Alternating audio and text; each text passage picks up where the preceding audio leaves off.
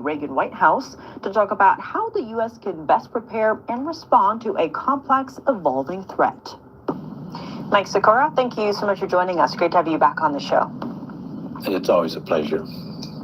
Now, Defense Secretary Pete Hegseth was sending a clear message at a defense summit in Singapore, saying any attempt by Communist China to conquer Taiwan by force will result in devastating consequences for the Indo-Pacific and the world. The threat that China poses is real and could be imminent.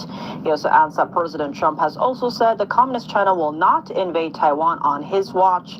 Our goal is to prevent war, to make the cost too high, and peace is the only option. Given all of that, is the U.S. ready for a hot war with China?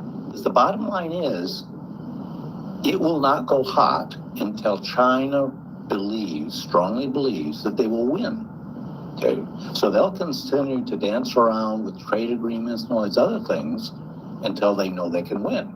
Now, how will they know? Well, we're pretty infiltrated in this country with Chinese operatives. Their spy networks are unbelievable. As we know, they've bought land around so many of the military bases.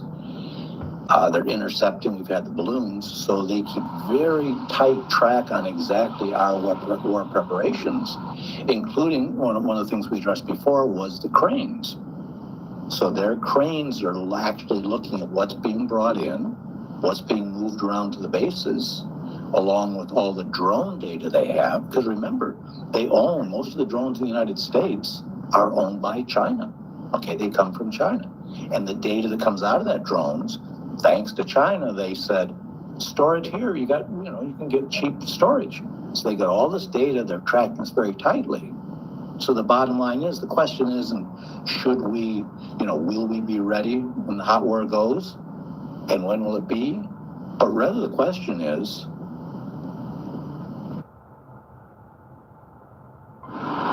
you've probably heard about Boxable's flagship product, the Casita. What can we do to prevent China from getting to the point that they will be ready to have a hot war? Okay.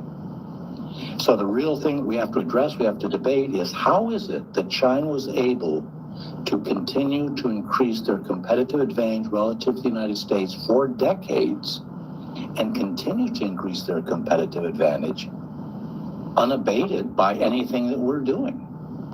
As you were pointing out there, China employs its unrestricted warfare or everything short of kinetic war. So besides the military buildup, of course, as you're mentioning, TikTok, psychological warfare, information warfare, lawfare, drug warfare with fentanyl, all these different aspects of basically destroying the enemy from within without even having to fire that shot.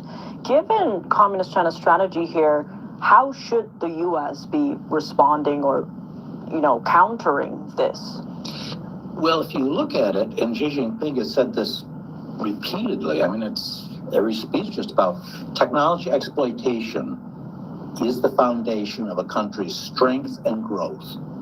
Okay? So if you look at the various aspects of China's national strategy, it is technology-based. So the only way to counter that is with a more effective technology strategy.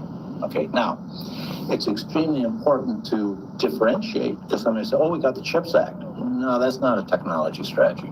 That's a finance strategy for technology, which means we're just trying to outspend them. How effectively you exploit the technology dictates how much money you need to spend in order to generate that competitive advantage.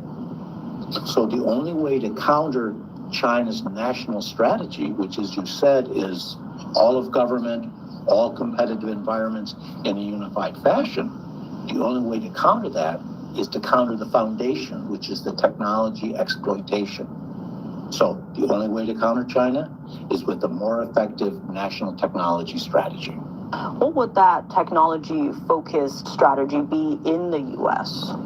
So as we have pushed ever since Reagan is to reestablish the Socrates program. 3 pieces of legislation has been passed, put on the shelf, but Socrates allows us to exploit technology, a national technology strategy, which is totally in line with the democratic principles of the United States, which would allow us to totally outmaneuver China's national technology strategy at will. That's what we did with the Soviet Union.